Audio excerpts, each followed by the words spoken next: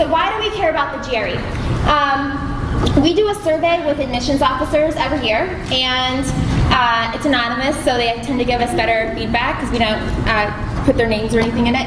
And admissions officers from top graduate programs report that applicants' GRE score is the most important admissions factor. And again, it varies by program and it varies by school, but the top schools, the top programs in the country, it absolutely is important.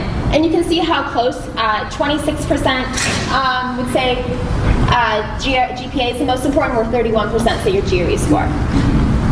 And then everything else kind of falls in there. Oh, okay, so can anybody tell me what happened, the big thing that happened August 1st regarding the GRE? It changed. Good. I'm glad you heard. Good. So the test is now the new GRE, and if you've never taken it before, it's the only GRE you'll ever see, so it doesn't really matter. But what does matter is how schools are now going to be looking at the scores, and we're still waiting on some more information to come out.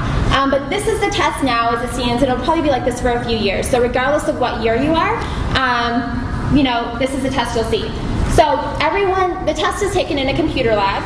You go there, you have to make an appointment online or over the phone. When you get there, you're going to start off with 2 essays, okay? So everyone starts off with 2 essays. They're both 30 minutes. One's analyzing an issue, and the next is analyzing an argument, okay? So more importantly than what you're saying, they're caring about how you're saying it. So do you really support what you're saying? Are you making a good argument, and does it make sense? I mean, and how do you structure an essay and write it in 30 minutes? And that's a short amount of time, especially when you're doing 2 back-to-back. You're nervous because you are afraid of that math section coming up. Maybe it's cold, I don't know. But it's stressful. After that, you're either going to see math or verbal. It can be either or. It's not consistent. So what you're going to see, so now this is how it's different. So you're going to see 2 sections of verbal reasoning. The sections will go in a row. So either you'll get math in a row or verbal in a row.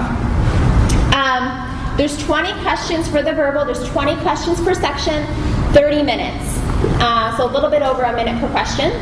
And then for the quantitative, the math, quantitative reasoning, there's about 20 questions per section and 35 minutes per section.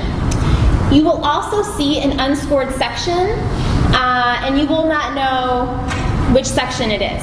Okay, so they have to test out new questions all the time to see how the students are going to do on them. So they want to test out these new questions, and you won't know which section is unscored. And every once in a while, they throw in a few research questions too to see how people react to those. Those aren't scored.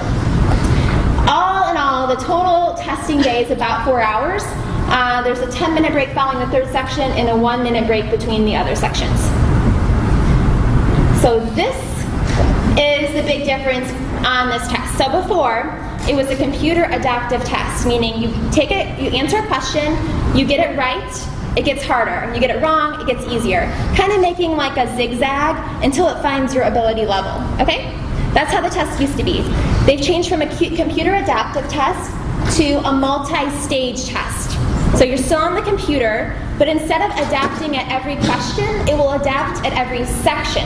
Okay? So that's what this means. So everyone will take, not the same question, but the same level of difficulty section for the first section. So it'll be like in the middle. Everyone will take verbal section 1. And by verbal section 1, I mean the difficulty level. Depending on how you do on this first section, it will then put you into one of these other groups.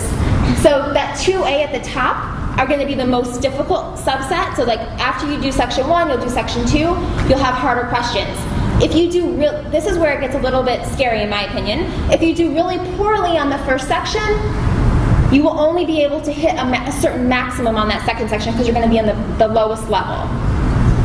Does that make sense? So basically, however you do on that first section will either lump you into easier questions, medium questions, or harder questions. And based on how you do on those, your score will be adjusted.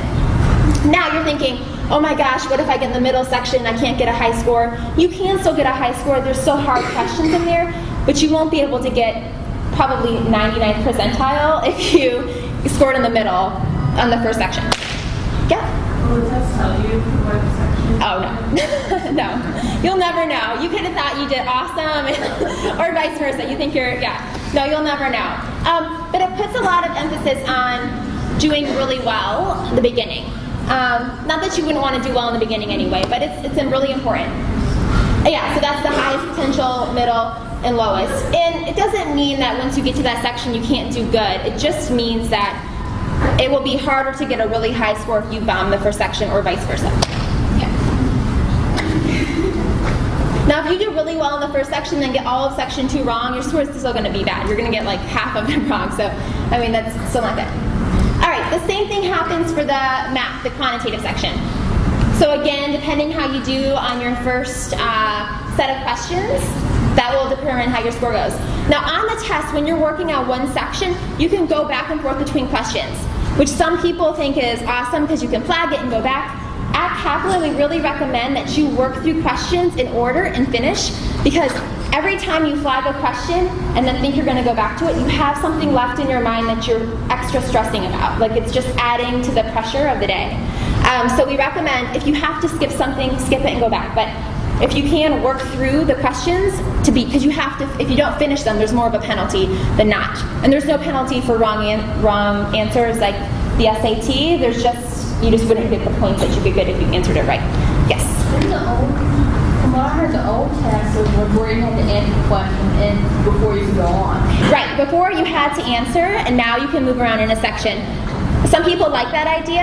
I think sometimes when you have more flexibility, you also have more opportunity to psych yourself out too. So it's good, but it's also, you have to know how to use the system, yeah. So it'd be more beneficial if you completely have no idea, completely skip it, than to guess? No.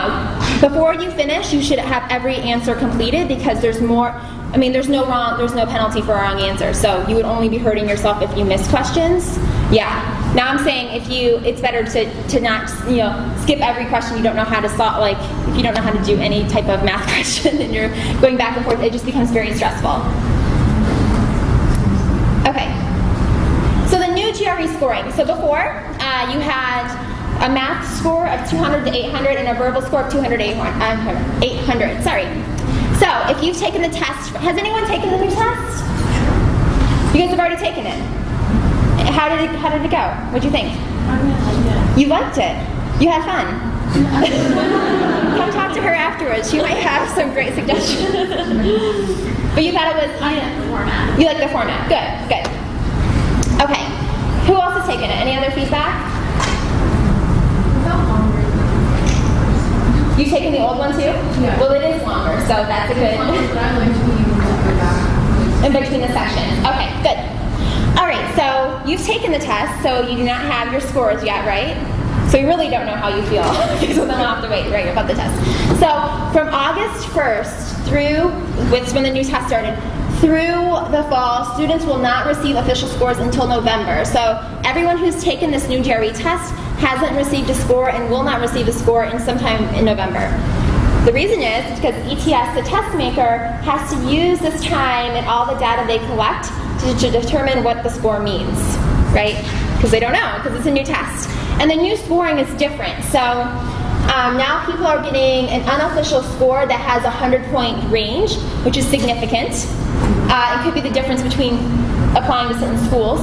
Now schools are aware of this, so everybody's going through this together. Starting in November, scoring for the verbal and quantitative sections will be 130 to 170. Okay, so the average score is going to be a 150, but what they're figuring out now is how many questions right at what difficulty level means what score. Okay, so the scaling of the score to find out what's really a 150 versus a 135. And the analytical writing section will still be 0 to 6. So that's done by people. They score your test, and that comes out in your official score. 2 people score it. If there's more than a point difference, a third reader comes in and scores it. So, okay. And starting in December of this year, as soon as you take your test, your unofficial score will pop up right there as soon as you finish. So when you're at the test center, that's how it used to be. You finish and you'll get the number for the math and verbal section right away. It takes longer for the couple weeks for your essay score and your official score to go to schools. All right, so who's applying to grad school for fall of next year? Okay, and who hasn't taken their GRE? Okay, so now is time to start thinking about what that means. So if you take your test, let's say you're taking it next week, you're not getting an official score until November. Let's say you want to retest in December. Start laying that out in a timeline, because before you know, months start adding up, right? So it's important to figure out this and do it soon.